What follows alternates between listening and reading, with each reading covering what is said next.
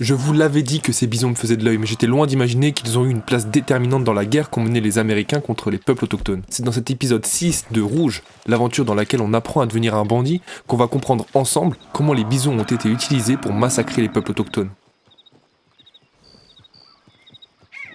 Avant d'arriver aux bisons, on a eu une distribution de baffes pour nos débiteurs les plus récalcitrants. It's legal work, Mr. Morgan. Debtors belong in prison. We are doing them a favor. Alors, on récupère l'argent, à coups de menaces cette fois-ci, on a limité la violence. Par contre, toujours endetté, j'ai récupéré tout ce que je pouvais. Chez le premier gars, c'est ce magnifique demi-sang hongrois que j'ai récupéré, pour lequel il faudra trouver un nom. Mettez en commentaire un nom de cheval qui évoque le banditisme. Et chez le second, ma mission personnelle était de limiter l'utilisation des armes à feu, pour le bien-être des oiseaux de la région, et d'utiliser un lasso. Et c'est parfait, parce que justement, j'ai pu capturer ce boug qui cachait un trésor.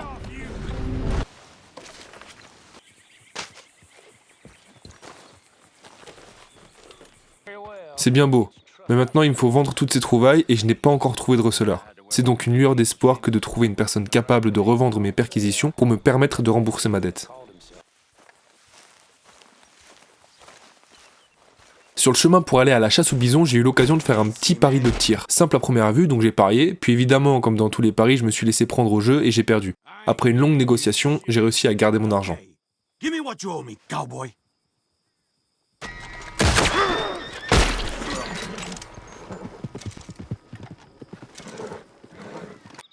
Nous voilà donc devant ces bestiaux, 1 tonne, 2 mètres au garrot. Au début des années 1870, on comptait pas moins de 300 000 bisons en Amérique. Dans les années 1890, il y a presque plus de bisons, il en restait 750. Alors, qu'est-ce qui s'est passé ?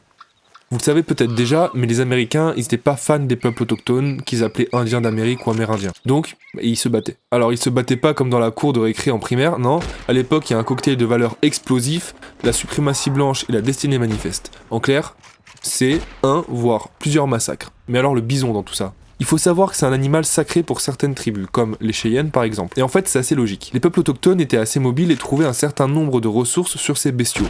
Leur laine et leur peau pour s'habiller et se protéger de la météo. Leur bouse comme combustible et leur chair comme nourriture. D'ailleurs, de base, ils chassaient le bison à pied. Ce sont les Espagnols qui ont importé le cheval au XVIIe siècle. Mais bon, au XIXe siècle, c'est bien à cheval que les peuples autochtones chassaient le bison.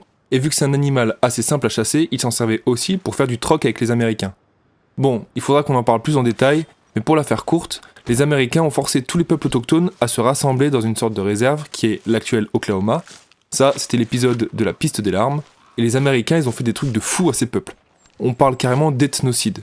Il faudra absolument en parler, dites-moi en commentaire si ça vous intéresse, et même si vous avez des infos, que je me ferai un plaisir d'aller creuser. Bref, vous l'aurez compris, d'un côté les Américains ont rassemblé les peuples autochtones dans un seul et même endroit, où les règles de la civilisation américaine ne s'appliquent pas, et de l'autre, ces peuples dépendent directement du bison et le chérissent. Je vous fais pas un dessin, mais les Américains y perdaient sur le champ de bataille face aux autochtones, comme par exemple lors de la bataille de Little Big Horn. Ils ont donc vite compris que pour massacrer un maximum d'autochtones, les priver du bison était un moyen direct de les priver de ressources. En plus, quelle aubaine, ces belles bêtes, elles embêtaient un peu les trains. Et ouais, ça se bouge pas comme ça un bison.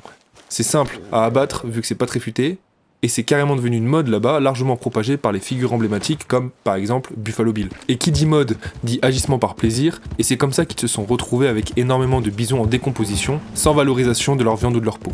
Les effets ils se sont pas fait attendre.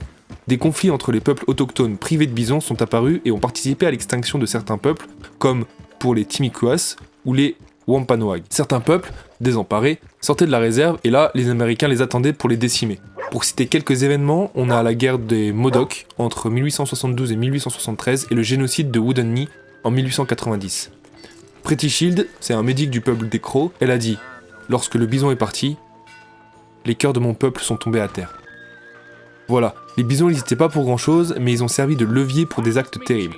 Et une fois que les Américains se sont rendus compte qu'il y avait presque plus de bisons, mais que la viande est bonne, elle coûte cher et il y a pas mal de viande sur une seule bête, ils ont commencé à faire de l'élevage pour réintroduire le bison.